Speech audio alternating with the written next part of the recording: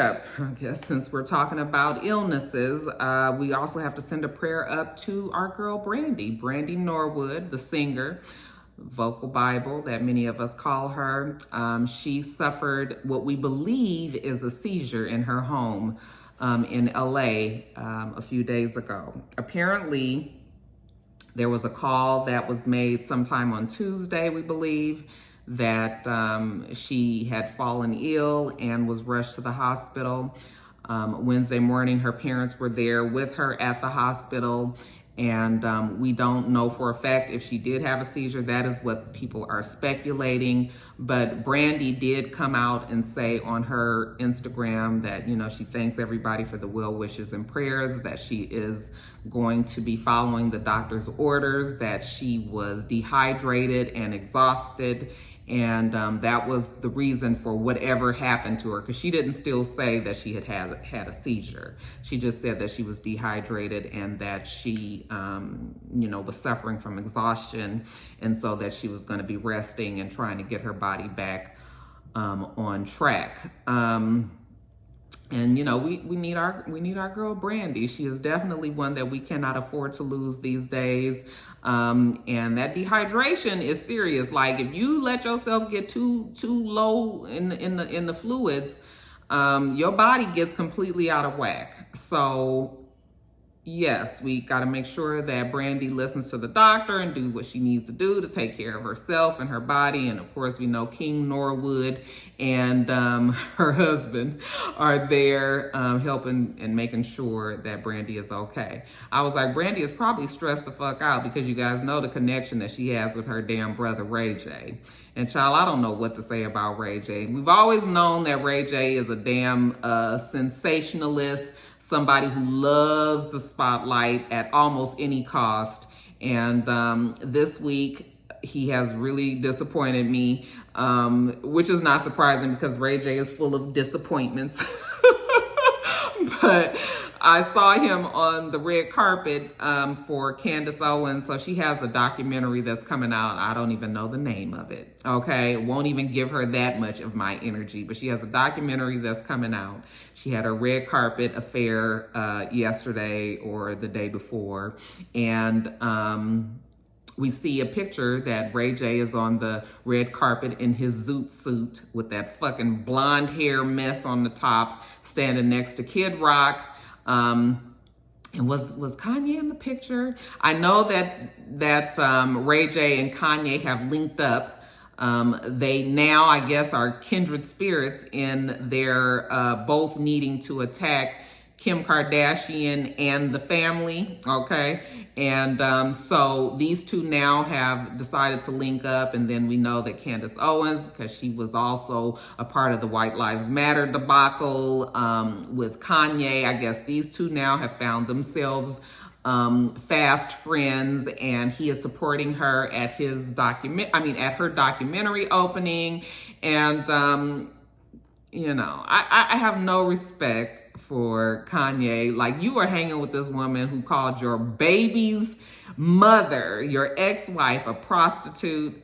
The things that she said about Kim Kardashian, whether you believe them or not, okay, is one thing. But I mean, how you co-signing this woman, and these are your kids' mother, like your kids who love their mother, you supporting this woman? Like, it can't be good blood between Kanye and Kim Kardashian and them kids right now, because at some point those kids are going to be choosing whose side that they are on, okay? And he is making that atmosphere so toxic and so hard I'm sure for everybody to operate in. It's going to get to a point where them kids are going to be like, we can't be fucking with you, daddy, because you too much.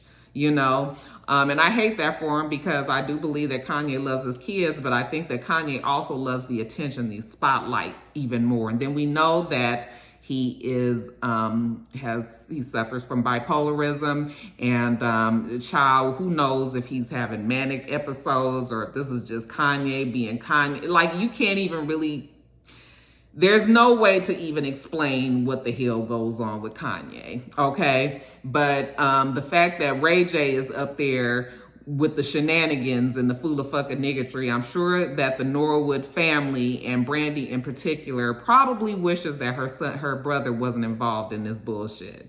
It makes absolutely no sense that he continues to get involved in that stuff. It's just sort of like, if you said that you felt like you was taken advantage of and you was gonna let the courts handle it, why are you doing all this extra? Okay? And then he wants us to feel sorry for him. And just a few days before him showing up on this red carpet, he was posting these, these vague social media posts about if he died that night and things, and making people feel like maybe he was contemplating suicide. I just don't want to be a part of the stunts and the shows. All right.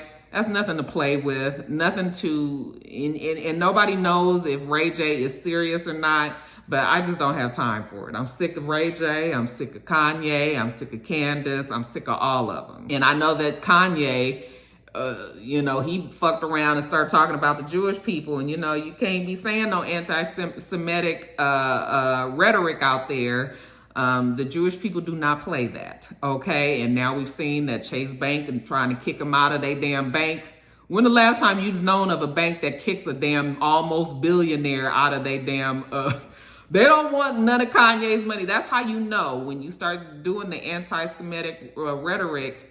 There are big repercussions from that. I know black people have a problem with it and be like, nobody cares when he says the shit about the black community, or, nobody cares when he does this, that, and the other. But the thing is, black people don't stick together like Jewish people do. The Jewish people protect their race, okay? There are some black people right now that I can tell you who 100% support and believe everything that Kanye says. The black people can't even agree on whether or not Kanye West is full of shit or not, okay? But all of the Jewish people, you best believe, they gonna all say that Kanye is. When I saw Jamie Lee Curtis crying on the news about what Kanye West had said, I was just like, okay, it's just a matter of time for Kanye now. Okay, and like I said, now Chase Bank is trying to kick him out of their damn bank.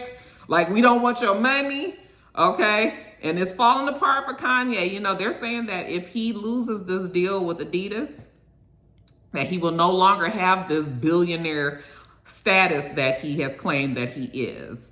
Because that's going to be quite a bit of money out of the door, out the window, I should say, for him. So, we're going to see how this goes. Even though this story wasn't about Kanye, it's turned out to be that way. It always seems to be. But taking it back to Brandy, hopefully her brother can set aside the rest of the shit that he's doing out there and go and be with his sister, okay? Help her through this time. And we hope that Brandy gets better soon.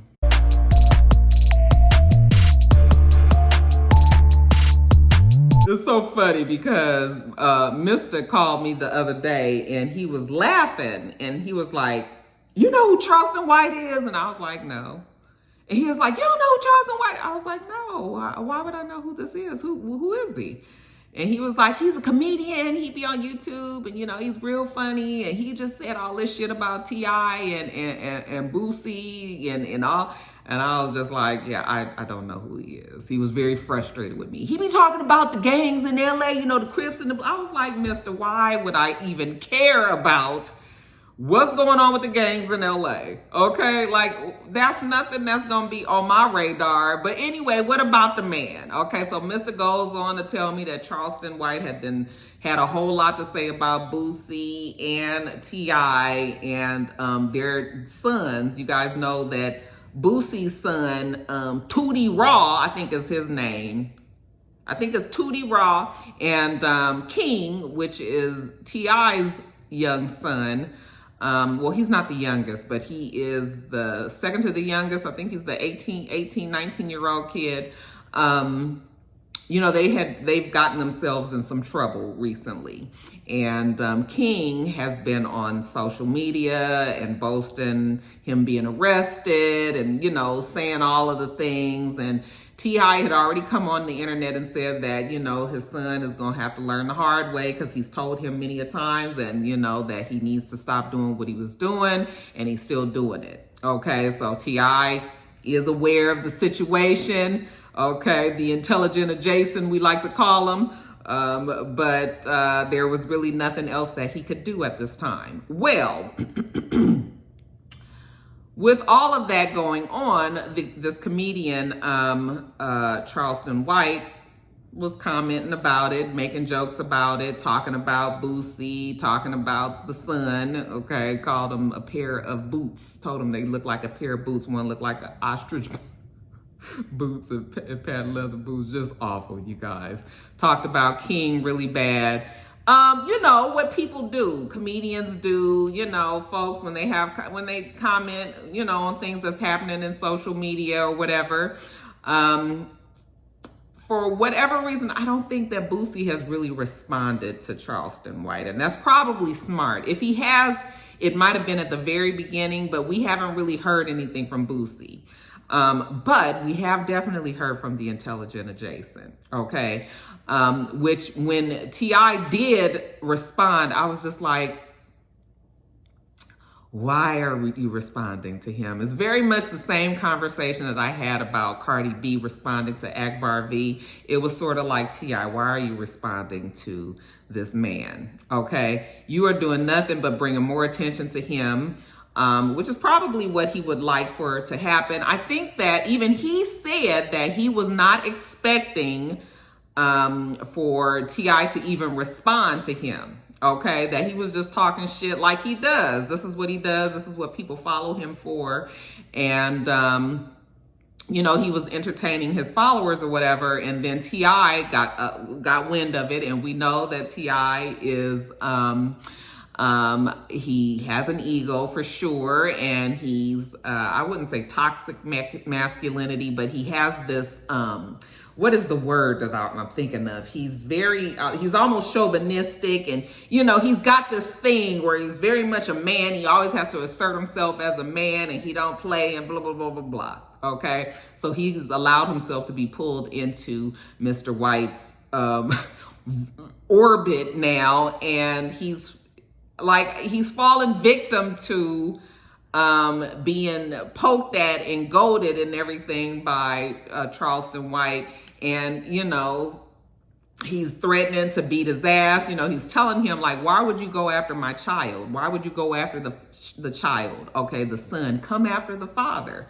Okay, come talk to me. Okay, and I believe that these two did try to sit down and have a talk. But because Charleston White is very... like, he seems like he is not really the easiest person to agree to disagree with. And then, of course, like I said, T.I. has his ego. I mean, damn it, he's T.I. He's Clifford Harris, okay? He's the intelligent adjacent. Of course, he is not going to stand by and let somebody just talk to him some any old kind of way, right? So he continues to pull himself deeper and deeper into this mess. Charleston White is now going on different radio shows and talking to people and still clowning and saying that, you know, he wants to fight T.I. in the ring and they can make money off of it. And, you know, just still talking about him and the kids. And I was just like, why don't you just... I think that if T.I. would just leave it alone, that it would die away. But maybe it's easier said than done. It's definitely hard for T.I. to do that.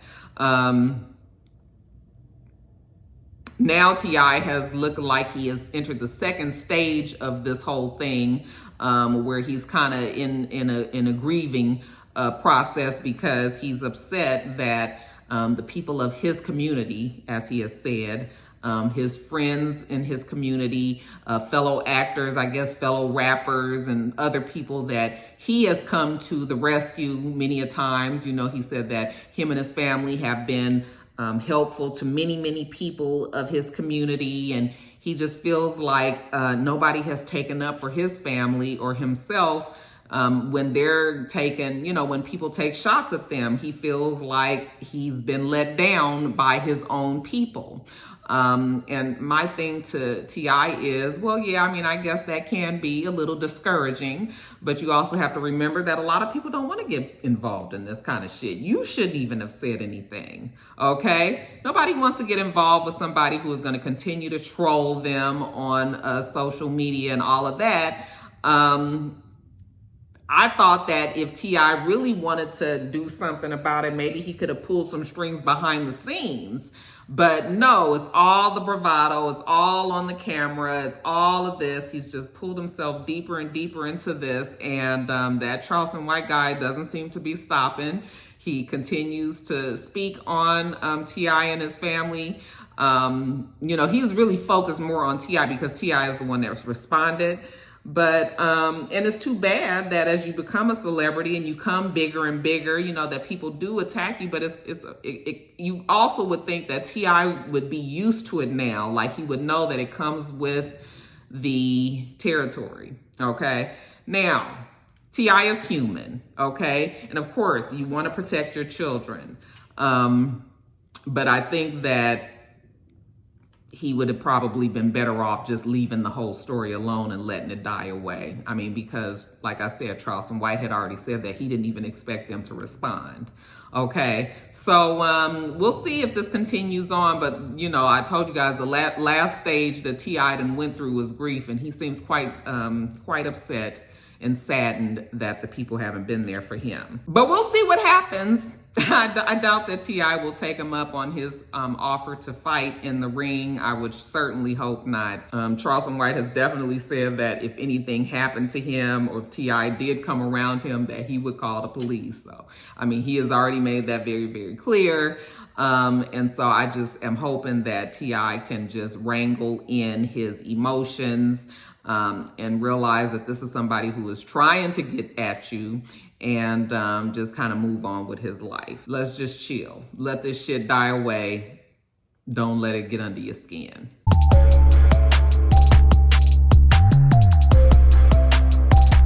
All right, you guys, this one is a bittersweet story. I want to say congratulations are in order, but is that what you say to the many families that were affected by the Sandy Hook elementary massacre that happened back in 2012. They did win their civil case against InfoWars founder Alex Jones. They won a $965 million verdict for damages. Because Alex Jones had been saying for years that the Sandy Hook Elementary massacre did not happen, that it was a hoax, that the children that supposedly died were actors, that the families that were supposedly affected by their children being killed were actors, that it really hadn't happened. And if you guys remember, in 2012, 20 children and 6 adults, 6, staff members were killed in that massacre. Now, at the time, we had never heard of nothing like that, okay? And especially for elementary age kids to get killed like that. These were babies, all right? And the whole nation was just like flabbergasted and saddened by the thought that somebody could go in there and gun down these extremely innocent, these kids. There's no way for those kids to have protected themselves against what was happening. Fast forward to 2022, unfortunately, we are now used to school shootings, and it don't matter what level, from elementary all the way up to college level, right? University level. But that case, especially with it being the first elementary school shooting and, us just being so shocked that it even happened. The story was huge. And also this InfoWars that was saying that it was a hoax, that was also a huge story. Immediately after it happened, they said within some hours, Alex Jones went onto his InfoWars websites and said that it was a hoax, that it hadn't really happened, and that this was just some sort of way for them to start confiscating guns, okay? This was all a part of the government's way of trying to rouse up support for gun forfeiture, confiscating people's guns. And also because of his, of his claims on his social media, his followers became enforcers of sorts and started to come after the families that were affected, like the families who had members of their families that were killed in that shooting. They started to come after them and death threats and saying that it was a conspiracy theory. And, so all of the people started to attack the families, and you can just imagine the stress and how much, you've got to deal with the fact that you have a 5-year-old kid that was killed. Okay. And not just blown to smithereens. Those kids were blown apart. Okay. The way that they were gunned down. But you also have to deal with all of this outside noise of people trying to get at you and saying that something that 100% is very real. Them trying to tell you that the shit didn't happen. Okay. He had a lot of people. We even had Marjorie Green, the bitch out here in Georgia, who was also one of the believers and said for many, many years that it was a hoax and it wasn't real. So there was a case that was brought up against him. There were 8 families that will divide this money, $965 million, so almost $1 billion. And they say that amount shows the level of irritation and the level of disgust that the jurors had with Alex Jones for even putting a story like this out there. Okay, that's why they made it such a huge number. The families now will they'll break up that money. It's not an even break. Certain people will get more money than others. $965 million, which is fantastic. There is no limit to me on how much money that this man should be giving this family, because he just fucking poured lemon juice and alcohol into an already open and very festering wound. Okay. We're wondering if this man has that money. Right now, they're saying that he's worth not only because he's still worth quite a bit of money, but he's worth less than $300 million. So they're not sure where this $965 million will come from. But we can start with $300 million. Okay, let's take that, and then we'll see what we can do after that, But apparently he has filed bankruptcy trying to protect his business. He has InfoWars and there's other businesses. So he's filed for bankruptcy protection there. And of course he has said that he is going to appeal the decision. I don't know if the people will ever see any amount of that money or, any of the large amounts of that money anyway. But I think that it's still important that this verdict goes, in the books, that people realize that you cannot just be out there recklessly saying whatever the fuck you want to say just because you have a problem with the government and their approach to gun control does not mean that you have the right to berate and just attack these families who've already been through way, way, way too much and way more than they ever deserved or should have been going through in the first place. What a way for him to spit on the graves of those babies that were, like I said, blown apart, So I think that this is a wonderful end to the case. Next month, they are going to, the judge is going to decide, I think they said punitive damages. And now Alex Jones has said that he does believe that it 100% was real. Very much like the bitch out here in Georgia. I'm sorry, I shouldn't call her a bitch, but that's what she is, you guys. He's now saying that it definitely happened. It wasn't a hoax, that he was incorrect. But, too little and way too fucking late. Okay, after you done stressed out these families and all of that, now all of a sudden, because almost $1 billion is on the fucking line, that you feel like it's time to start apologizing. He said that he's apologized so much that he's not going to apologize anymore. That's okay. You can keep all the apologies. Give us our fucking money. So that's what that is. When we find out what the punitive damages are in November, then I will come back and I will let you guys know that. But like I said, a very bittersweet congratulations to the families. You guys deserve that and so much more.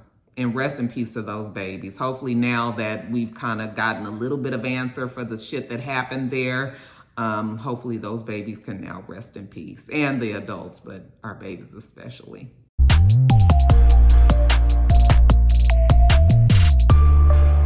All right, you guys, next story up. So it seems that your boy Fabolous, y'all told me that he wasn't with Emily anymore, and child, I did not know that. Okay, but when I was telling you guys a story about Fabolous being in the car with Danny Lee, and y'all know I don't know that child's name, Danny Lee, and I was saying that they weren't dating because he was with Emily. You guys were like, no, Roxanne, she broke up with him quietly, but they ain't together no more. And I was like, well, good for Emily, because how many years have we been seeing that girl was over there with Fabolous and his abusive ass? Knocking the teeth out of her mouth had to be the last straw. Okay, running around, threatening to kill her father, chasing him around the car and all. Yeah, it's later for that. Okay, so at least we can be happy in knowing that Emily and Fabolous, Emily loved herself more to let that kind of foolishness go. But apparently, you guys know that their last baby that they had together was the little girl. The little girl's name is Journey. Well, it was Journey's second birthday the other day, and Father Fabolous posted on his social media a dedication to her. Let me read it to you. So he said, "You might not know when you're going through it, but you'll get it at the end. I don't believe you can have faith unless you trust the journey. You have taught me so much so I look at you with understanding and love. Your life assures it will all add up. 10-10-2020. Happy birthday, Journey Jackson." Okay. And that was a nice enough post for his 2-year-old daughter. Okay. She can't read, but listen, it's not for her really. It's for us to see. Well, Taina, or is it Taina? Emily's daughter, who is also Fabolous' stepdaughter, she had a lot to say about that post. All right.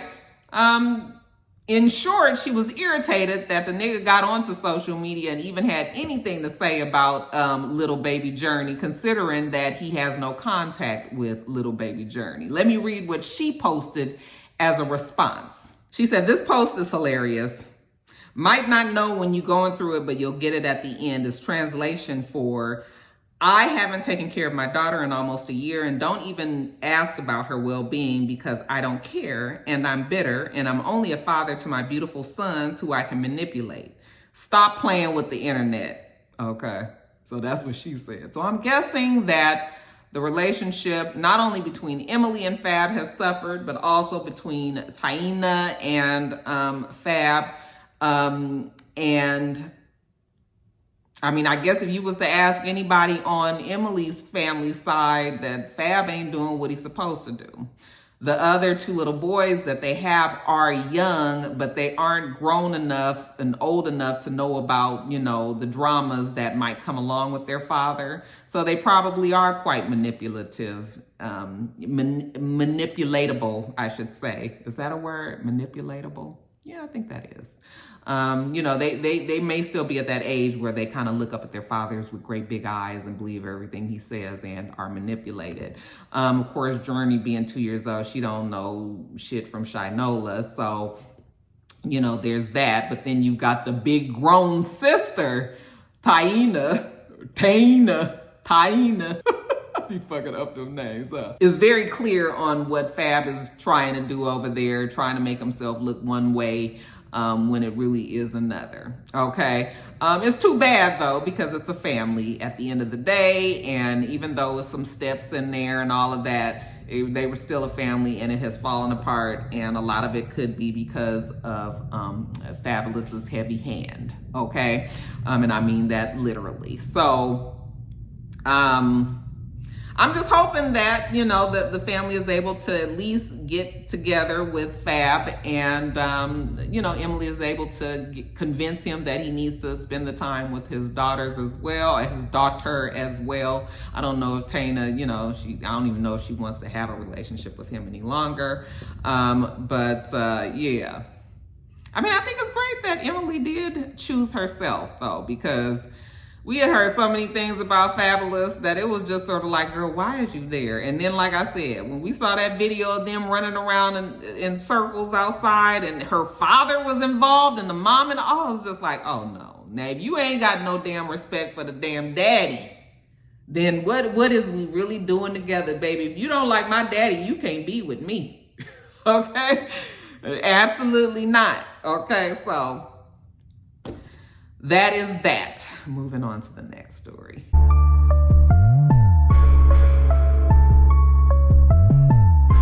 right, you guys, a rest in peace is going to go up today for Angela Lansbury. Many of you guys are probably too young to really know who Angela Lansbury is.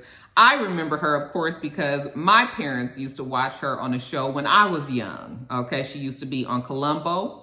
And I remember seeing her on there. And then my parents absolutely loved Murder, She Wrote. I mean, that was a show that they watched.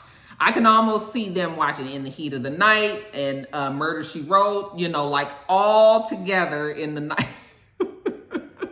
You know, that she was also on that show. So many of you guys remember her from those two shows. A lot of us that might be younger will remember her as Miss Pot. Okay, from Beauty and the Beast, she played the teapot. She was the voice behind the teapot, also the voice that sang, you know, in Beauty and the Beast. You know, she's been around for a very, very, very long time, you guys. Not only was she a TV actress, a movie actress, she also was a stage actress. They said that she had 5 Tony Awards, okay? So she had a big career on Broadway. I think many people remember her from Sweeney Todd in the play Sweeney Todd. But anyway, you guys, she recently passed, okay? They said that she died in her home in Los Angeles around her family and friends, and that she was just 5 days shy of her 97th birthday. So a very huge loss for our entertainment community, the acting community. A lot of people did say, you know, what she meant to them and her contributions to the craft and to their lives. So a lot of people have spoken out.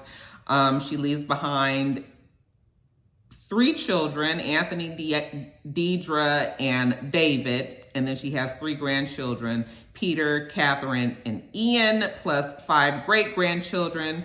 She also leaves behind her brother, producer Edgar Lansbury. She actually was preceded in death by her husband. She had been married to him for 53 years. His name was Peter Shaw.